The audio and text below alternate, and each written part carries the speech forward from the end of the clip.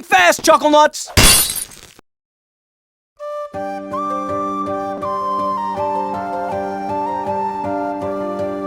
Hello everyone, Praise Good here, and think fast. It is Beast Breaker. What is Beast Breaker? Well, the best way I can describe it is it's a non-grid based, for the most part, tactical hack and slash. That makes no sense when I put it into words, but that's the way that's what I'm gonna go with. Anyway, this is the Nintendo's. Okay, sorry, the music just exploded in my ears. This is the Nintendo Switch version of the game. So if you want to know if this game is available on your platform of choice, check the description.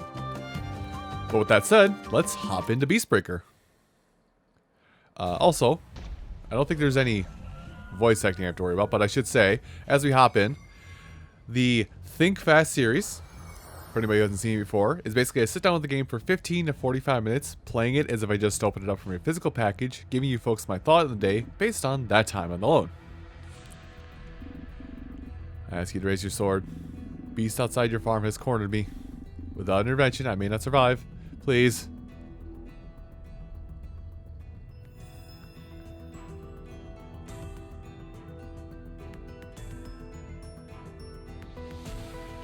Well, I have a sword. So, your character, I will say that your character, or characters for this game, are small creatures. We'll say small rodents, for lack of a better term. You are small rodents facing off against giant beasties of varying shapes and sizes. And, okay, oh wow, I can... Okay. Oh, I can. Oh. Okay, so I can like hit the left thumbstick, like aim like a cardinal direction almost, and then I can kind of free control the. This is like a fast scrolls is the triggers, and then the bumpers are like pixel nudging. So I think. Okay, not there. What I want to do is I want to aim right about here. Now you might think, oh, you're gonna strike against something. What you're gonna? Well, no, I'm just gonna bounce. Use your scales. Scales can be destroyed with a single hit. Well, for now that's the case anyway. So let's see. Let me do one of these. I guess so. We're gonna go. So. When you're out of actions, hit the end turn button. So that's what I mean by like, oh, I'm inside your head. Where the scales grow back every turn. Navigate. Okay, so like I said, this has a tactical feel to it, if that makes sense, where you want to do some minor tactics here and there while you're playing. Yeah, so Shard Beast and our scales, so it goes back two every time. So I have seen somebody play through this game, so I kind of know what's going on with it, sort of. But what I wish I could do is I wish I could actually get multiple hits in. Well, my window of opportunity has definitely just opened to me.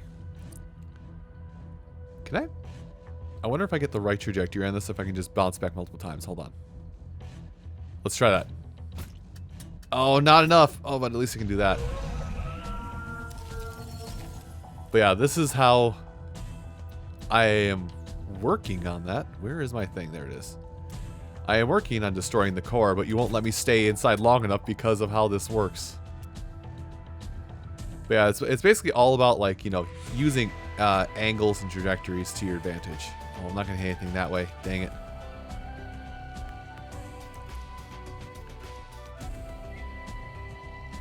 Well, I'm going to say that this is going to be better than nothing. Watch it be worse. It was somehow worse.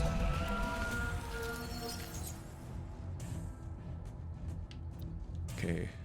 So, yeah, like, I know this game is probably going to be a little bit rough for me just because, like, I'm bad at predicting flight paths a lot. As is evident by the fact I got no hits there. Oh, good. I hit multiple scales. I hit 3 scales that time for a change. The beasts are supposed to strike back against you and kind of start hurting you, but this is a tutorial fight, so it's just kind of let you do your own thing. Oh, good. I wonder if I can break off enough. It's gonna take me a while to get used to moving this around. I'm like flipping between the left thumbstick and the bumpers and triggers. Let's see. I don't think it's gonna do what I wanted to do, but I'm gonna try it anyway. Never mind, it did what I wanted it to do, actually. No. Who sent that message? Huh? Oh, it's not done yet. Now it can strike back. Highlight area in the ground is the attack zone. Navigate. So, basically, it can hit us for 2 damage if we stay within the highlighted area. Quick, wind your stance, balance the blade. No, strike the core. So, this is like the tutorial beast, so that all this will not be the same. But basically, beasts have multiple cores, and the one that's marked by this symbol you see here is the one that will basically is the hive mind of it, to put it a lot simpler. Other way a little bit more. I'm probably gonna get hit here, but I want the double hit. I got 3 hits off of that. I managed to dodge the attack somehow. Okay, well, I mean, this is now curtains.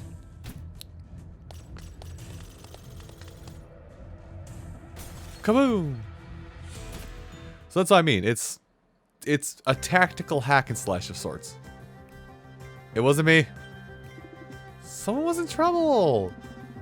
And with a lack of sense would have sought shelter at first beast footfall. Well, good thing I lack common sense. Only a full run towards the danger.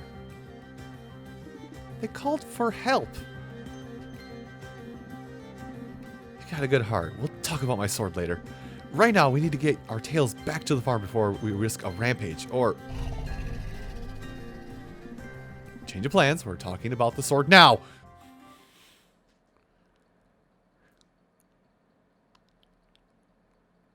Oh! Okay. Stay in the middle, take calculated strikes, prepare for stronger attacks. Basically, we need to be smart about our moves. Deal 1 damage, gain 1 charge. Now there are other weapon types besides the sword. It's just that they started you out with the sword because it's basically the most basic of weapons. I have 2 actions actually, so let's actually. I'm like very much a fan of. I'm like when I play a game that has like something with like multiple targets, I tend to do the whole break apart the outer bits and then break the inner bits. But thanks to controller controls, beep bop beep bop boop bop. That's fun. Okay, let's see how much chaos can it cause here. I'm gonna put myself right back in front of it. I bet. Here we go. Bop boop. I missed. No, never mind. I'm safe. But I am building up charge on the side, which is why I say it's like tactics almost, because you do need to manage your... You do want to manage your resources to an extent, so you can actually... Oh, can I go underneath?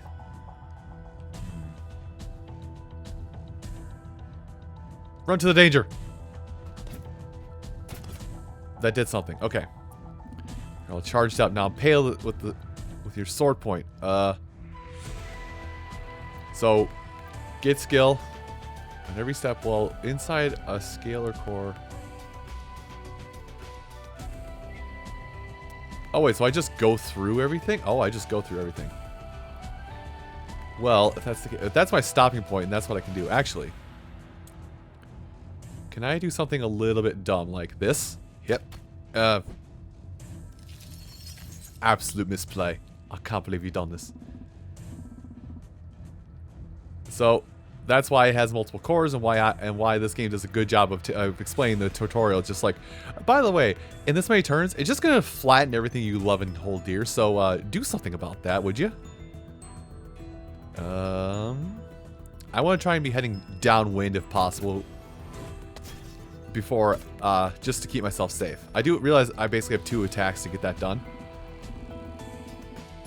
Lowers the beast's growth rate too. Okay, so it doesn't recover as many scales as well. Ram is Okay, so that's like that's how many turns it will take to reset. No rest for pause, strike the vital cord, end this now.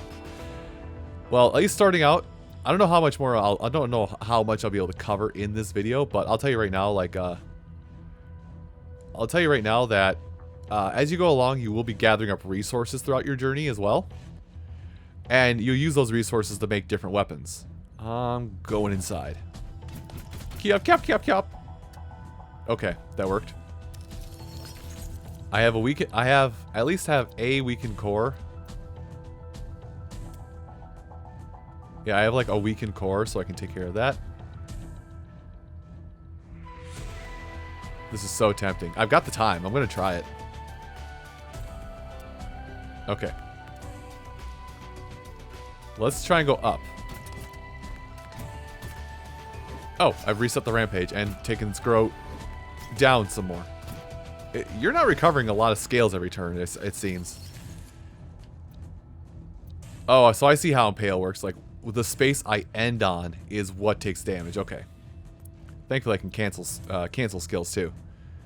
Okay. So, gonna get right in. Gotta aim inside of there, at least. I'm gonna attempt to aim inside. And then, where does Impale drop me? There? You know what? It's blocking me enough. Let's do it. Okay, so that one worked for impaling. Why did that one work randomly?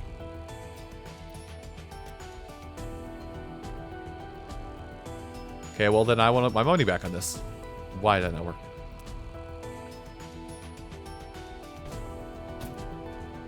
I'm gonna land right in its path. Okay, never mind. We're good.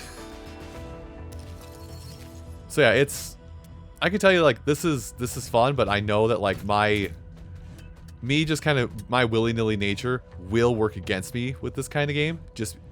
My haphazard nature will work against me with this game because I'm just gonna be like, oh, hey, look, I can do damage this randomly. Now, what I would like to do, if possible, is to get on the inside there and break that. So let's do a little more chaos to the head while I try and get back inside of there to break that arm. I don't like what's being presented here, so I propose that I do something that just gets me right back out as far away as possible, as fast as possible. Okay, can only recover a scale per turn now. I kind of want to... Actually, no. Let's do an impale. Let's go for damage on the core. Oh, I see how that works now. So I actually have to be hitting the core, or actually have to hit a spot to do the this. I have to hit the spot in question. If this makes sense, I have to hit the spot in question that can let me do damage before I can actually do damage. Does that make sense? Probably not, because I'm bad at explaining things. Hey, look at this. I can break its arm. Tactical advantages to breaking arms. Scooter, that's not a good lesson to teach. I know. This is why I'm going to tell you don't break people's arms. Now I'm going to see if I can't take a hit here. Never mind, I cannot take a hit here. I can, though, break its primary means of attacking. Okay, well, this fight's been fun. I'm done.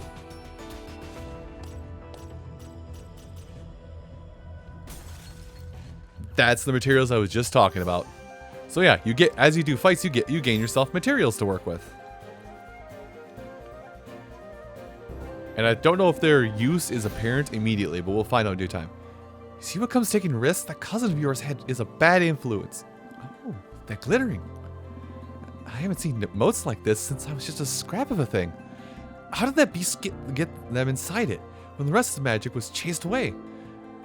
Magic? I need to fire up the forge immediately. To fix something? No. Or perhaps. And it's going to take a little while to load, because again, Nintendo Switch. Now, I will say that there are going to be multiple characters. There will be, like, more characters here, and there's also going to be multiple weapon types to play around with. So, if you're like me and you're, like, playing around with Sword and Shield, like, I see how I can use Sword and Shield, but I feel like the weird bouncy nature of it is going to get me killed. There's ways around that, even within the same weapon tree itself. These motes from inside the beast, I haven't seen their like for for over a generation. See how they shine so much more than the faint flickers we get around the crops. I don't understand it. Still, waste not, want not. Check your bag.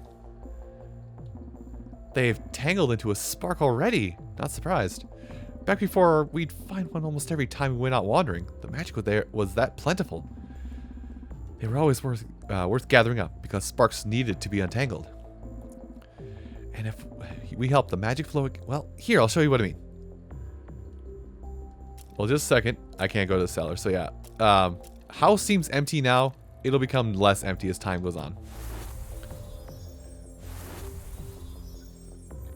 So this is okay, so this tab is all, as you can see, there's 3 other weapon types, but this tab is like all, so we can use our spark, get a tunic, and I guess the tutorial always gives you just enough of what you need to make new weapons and whatnot. Now the motes are free to replenish the world, but they've left some of their power behind on this equipment. Well, let me see this. Let me look at the stuff. So we have done strike. Spot flaw, apply crack, core ooh. I like weakening to deal more damage. Deal 1 damage, gain 1 block. Oh, per bounce. Yeah, you got to read that bounce note there. I wasn't reading that before, so every time you bounce off of something, you gain that benefit. And also charge is the currency we're working with, so basically it seems like with sword, what you want to do a lot is just nestle yourself in tight corridors and bounce like a pinball caught in a broken table. Let's see. Gain a block and damage. Okay, block is kind of universal in all games. Consumes all block, plus 5 steps for each block consumed. Wait, per bounce it? That sounds devastating. I like. The fire lit, the sparks crackling. It's like being back there again, forging a new blade. And watching a relative nearly get themselves killed. You said you saw a critter and thought they needed help? No, someone asked. With this. One of those? They started showing up the past few days. Look like trouble to me. I've been locking them in the cellar. You've been what now?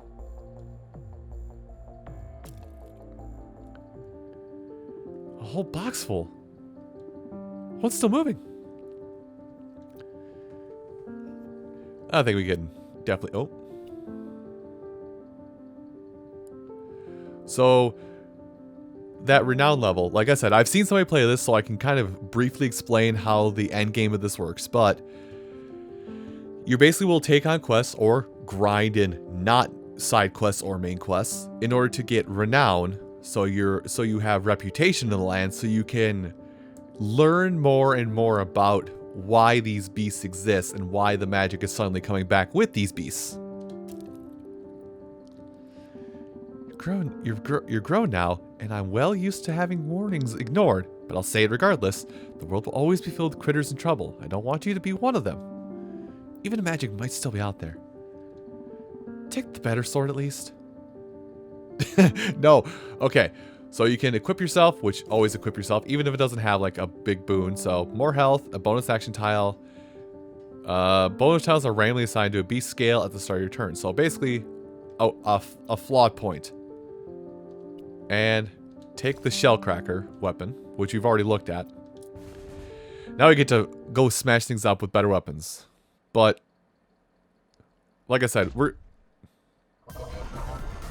that's a lot of cores.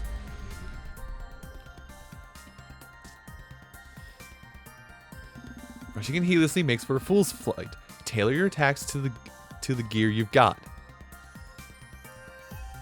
So yeah, it's going to make me read the bonus action. Basically, we get one more. If we manage to hit the tile that's selected, I apologize for those of you that are colorblind that can't see it very well, because I know I'm not, but I know colorblindness, what it does for the most part.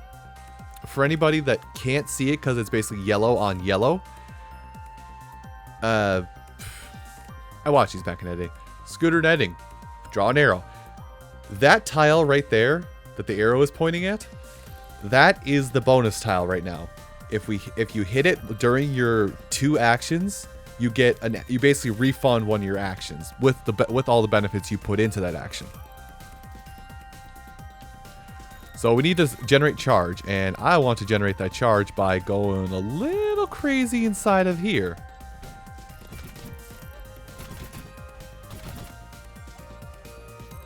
Good move. All right.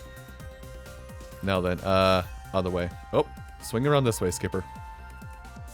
Am I even moving? I am moving. It's just very slow. Okay.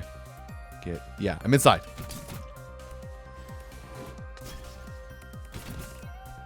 Okay, made it inside, and I got an action back.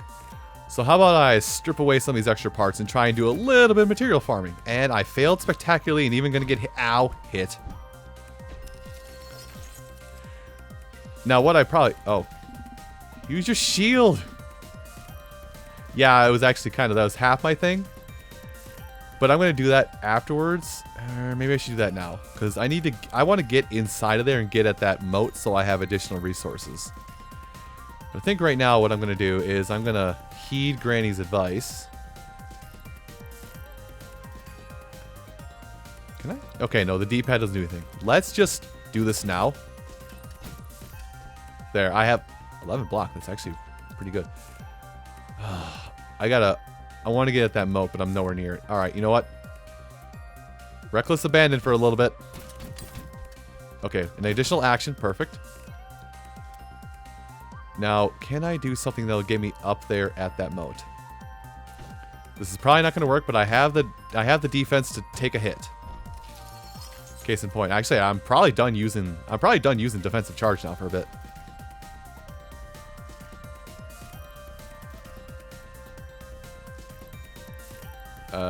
Come on.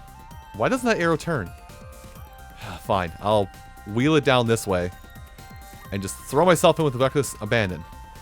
Okay, I did a hit. Also, I didn't even look at what rampage has got left. Okay, this can work out in my favor. So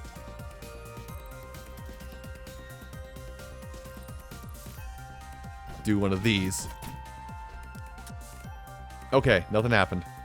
That mote's going to disappear, isn't it? No, it's still there. No, it disappeared. So that's why I kind of was being very, we'll say, insistent on getting at that moat while it was there. Because I wanted to make sure that I could actually have goodies to use. And you do need to pick those up. They won't just... If you break a part of the beast and get a moat, they won't just automatically suck into your being and you get it.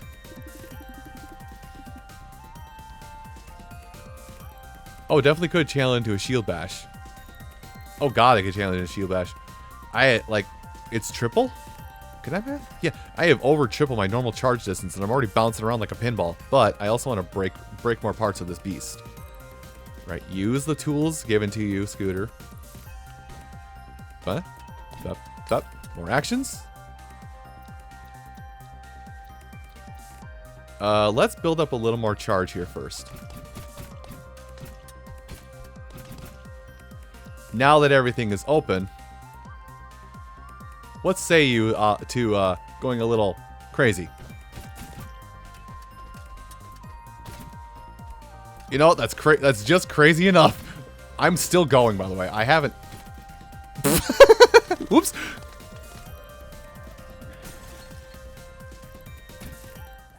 Okay, so I did a thing. I bounced enough. So I had so much charge and I bounced so much that it didn't matter where I stopped. Shield bash. Good technique. I guess this is kind of just a random story about myself, but back when me and my friends played D&D and subsequently we were thinking about trying to play Pathfinder. I wanted to play a character that just basically dual wielded shields and just shield bashed everything. Yes, basically I wanted to play as dual wielding Goofy from Kingdom Hearts.